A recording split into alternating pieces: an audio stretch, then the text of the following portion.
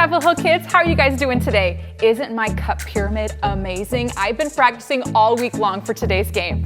You know, I've gotten really good at building cup pyramids because there's a complete science to it. You have to space your cups evenly, and you have to be very careful when you add each level to it. It can be really fun, but you have to be calm and not shaky. And actually, peace is about way more than just being calm, quiet, or still. Peace is proving you care more about another person than winning an argument. Isn't that the way you want other people to treat you? Making peace is a great way to build a bridge to someone else instead of letting disagreement or hurt get in the way. We've got another super cool story coming up about someone who had to decide if she could make peace. You are going to love it. But first, let's play Cup Stackers.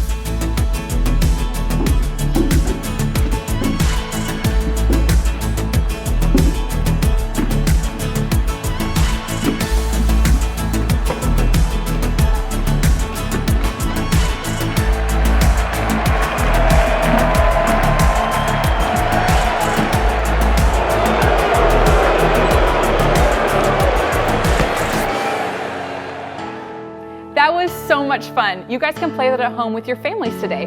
But first, let's stand up and worship God together.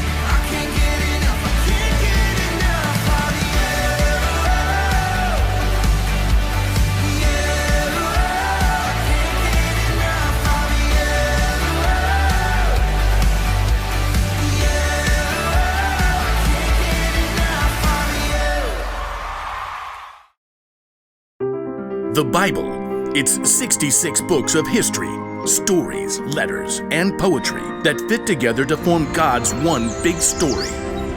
The epic adventure of how He created us and loves us so much that He made a way to rescue us. As we travel through the Bible, from Genesis to Revelation, we discover people who met God and found their lives changed forever. Now, for an amazing story, inspired by the book of 1 Samuel, chapter 25. God had promised David would be king, but for now, King Saul ruled Israel. David lived his life on the run, followed by a group of misfits who had become friends and servants. One day, they arrived in the desert of Paran, near the land of a wealthy man named Nabal, who owned 3,000 sheep. We'll set up camp here, man. At first, Nabal's servants didn't know what to think. Too many strangers around these parts. We've had food and sheep go missing. But David's men were honorable. They didn't try to steal from the shepherds. In fact, David protected Nabal's shepherds from any harm. Stay as long as you like, my friend. About time for sheep shearing, isn't it? Oh, yes. Nabal will hold a grand feast when it's all over. Your men have helped us, so they should share in the celebration. David called for 10 of his men and gave them a message to send to Nabal. On it. David's messengers hurried up the mountain to Nabal's estate and were brought to stand before him. Well, what do you want? Nabal sneered down at the men while he continued to chew on a fine leg of mutton. David says, "May you live long. May things go well with you." Continue. He says, "I hear that you are clipping the wool off your sheep. When your shepherds were with us, we treated them well and protected them. Now please be kind to my men. Please give us any food you can find for us." Nabal leapt from his seat and hurled the mutton bone across the room. Who is this David? Probably a runaway servant. Why should I give bread and meat to a nobody? And his men who come from who knows where? David's men returned to camp and delivered the news. Oh, no, he didn't. Oh, yes, he did. Men, put on your swords. We'll make Nabal wish he hadn't. At no time at all, David and 400 of his men were marching up the mountain to confront Nabal. It seemed there was no stopping a battle. But Nabal's wife, Abigail, was far wiser than her husband. A servant told her what he had done. David sent messengers asking for food, but Nabal shouted and was rude to them. Go on. The whole time we were near them, David's men were good to us. They were like a wall, keeping us safe. You've got to do something now, or terrible trouble will come. There's no time to waste. Abigail quickly directed her servants to gather supplies and put them on donkeys. 200 loaves of bread, Check. 5 sheep, Check. 1 bushel of cooked grain, Check. 100 cakes of raisins, and 200 cakes of figs. Check. And check. Well, you go on ahead. I'll follow. The donkeys, loaded with good food, started down the mountain. Abigail got on her donkey and followed. From the valley, David and his men were approaching. Everything we've done has been worthless. I watched over this fellow's property, but he's paid me back evil for good. We'll wipe him out. As David's anger grew, though, he spotted something along the path. A pack of donkeys. What's this?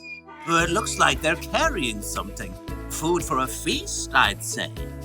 Behind the pack of donkeys, Abigail prepared for what lay ahead. I must stop this. The moment Abigail saw David, she slid off her donkey and fell face down on the ground before his feet. Please, let me speak. Let me take the blame for Nabal's actions. Abigail raised her eyes just enough to notice David's surprised face. He nodded. Don't pay attention to Nabal. He's always doing foolish things. I'm sorry I didn't get to see your messengers, but I've brought a gift for you. Right now, the Lord has kept you from killing Nabal and his men. Let the Lord deal with your enemies. Abigail rose to her feet. David and his men listened, surprised by the strength of her message.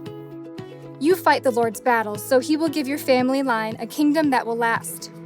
He'll make you ruler of Israel, and when he does, You won't have a heavy load on your mind about killing people with no reason. The Lord will give you success.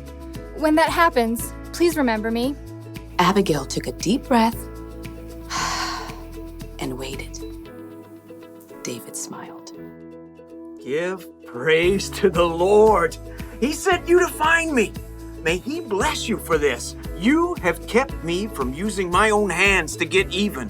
David's men unloaded the food that Abigail had brought. Go home in peace. I'll do what you have asked.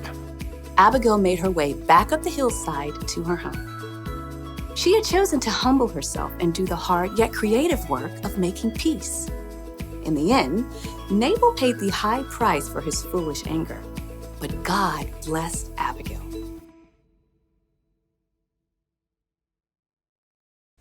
Wow! Way to go, Abigail! We see through her example that God can work through each of us to make peace between others. Remember, we have the best example of this in Jesus. Jesus loved people so much that he gave his life for us. We can follow his example and help find a solution to what's wrong, even if we aren't involved in the argument. Remember, you can show you care about others by being part of the solution. It might seem easier to stay out of someone else's problem, but you never know how God might use you to be part of the solution. He gave you a heart that cares about people and a creative mind so you can find ways to help. If a couple of friends are arguing, maybe you can help calm the situation down by helping them talk it out. Or maybe you hear some kids talking badly about someone else. You can defend that person and talk about how much you like them and value their friendship. Remember, if you are not sure what to do, you can always talk to a trusted adult. They can help you think of ways to step in and make things right. This week, let's be like Abigail. Let's look for ways to help others have peace. Talk about that today with your families. We had so much fun with you guys this week. We hope you'll join us again next week, and until then, follow along with our devotionals in the description below. And let's practice being peacemakers. See ya!